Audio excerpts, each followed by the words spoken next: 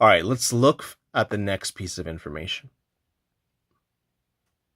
Simple, simple in quotes, control mode has been added. This allows you to connect, it says combos, I think they mean combos, and enjoy the high quality anime graphics. If you're not confident at playing action games, don't worry. By repeatedly pressing the button, you can unleash a dynamic ninjutsu and secret technique. All right. So it's funny that they didn't call this a fighting game. They called it an action game. Very interesting. So, two things here. It's pretty ambiguous. We don't really know. They're talking about a simple control mode has been added. So, I mean, the controls have always been simple, right? So that's kind of odd. That means that I'm expecting then that there's a new mechanism, right, or control method, simple control method that allows a more basic way of doing combos that's from even before. And I'll be honest, this is something that they really messed up on in Storm 4.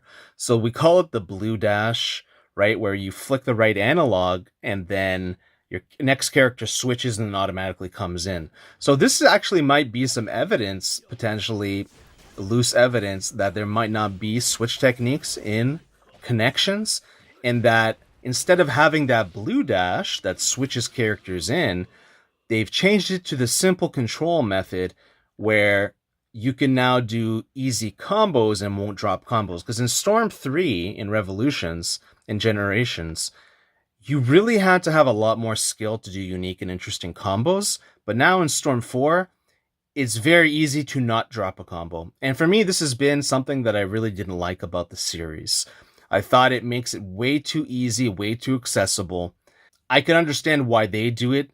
It kind of just shows more unfortunate proof that these games are made for young kids and not really for teenagers or adults.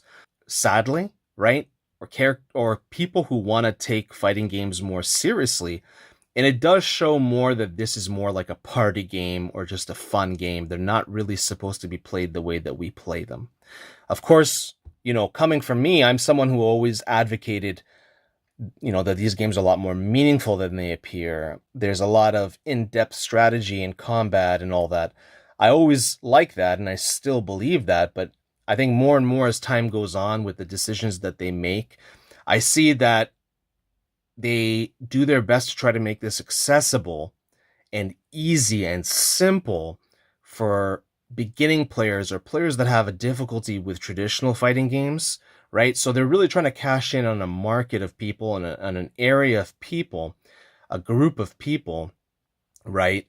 That could just enjoy the game. They want as many people to enjoy the Naruto games as much as possible. But in my personal opinion, these things really hurt the game, and I do not like them being in the game. I think that even young children or people that are new to fighting games, I think we don't give them as much credit as we should. I think that they are, despite your age, despite your experience, I think that if someone really wants to achieve something and do something, they will learn that thing.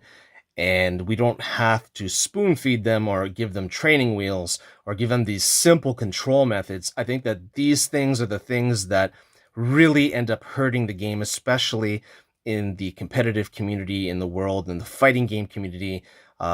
Sometimes Naruto games are seen as a bad joke, or in fighting game communities, whether people have said it or not out loud or talked about it in the past out loud. And these are things that I don't really enjoy myself, in terms of I don't think that is healthy for our community to have people say those types of things. But when the developers put these kind of mechanics in the game, it really fortifies that opinion that this is just a party game, that it's not a serious fighter and all that. And it's not good for the community, in my opinion, overall. So I don't think that beginners need these simple control methods or the blue dash in Storm 4. I don't think it needs to be in the game. I think that when you take those things out of the game, it really helps, I would say, the world or the fighting game community see the Storm game in a more serious and positive light. And I don't, like I said, I don't think we need to spoon feed beginners. I think that, our community actually does a really good job actually of raising up beginners and entry level players to get more into the in-depth mechanics. So this is just counterproductive. Another bad use of Bandai Namco's time and energy. These are not the types of things that people were asking for. If they did, then I believe it's a minority of people, and it's just another example of them giving us things that we never really needed, never really wanted, and that ends up hurting the game long term. I mean, they could be talking about like an offline PvE mode or something like that. Yeah, see, they're saying spamming B and holding direction was too hard. That's a very good point, and that's basically what I said too. It's like the controls are already really easy, really accessible. We didn't need an additional simple method. See, and they're even saying, congrats on making the game even worse. This is my first time reading this. I didn't know about this. How did already simple game? Yeah, okay, they're like, why are you making a simple game already like more simple?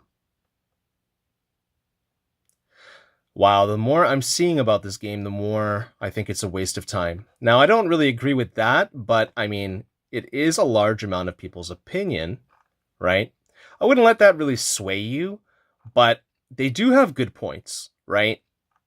They're just being very pessimistic about it, unfortunately, and that isn't going to help anything because, like, from the developer's perspective, they're just going to get upset, annoyed, frustrated, or just think that you guys are ungrateful. Like, if you really want to get the most out of someone, you should practice gratitude and being positive. I know it's hard to do sometimes, but being negative and pessimistic isn't really going to get you where you want or what you want out of life in general. You might not get anything being positive either, but you'll definitely not get anything being negative, right? Like, sometimes the squeaky wheel gets the oil, but at the end of the day, people are not happy about it. That might be like a one-off. So this is a good point. They said, this game is already so simple, I can't believe you wasted time doing this. So that is essentially what I said before, but I said it in a nicer way. So let's move on to... But you're going to start to see a trend here, right? So let's move on here to the character customization.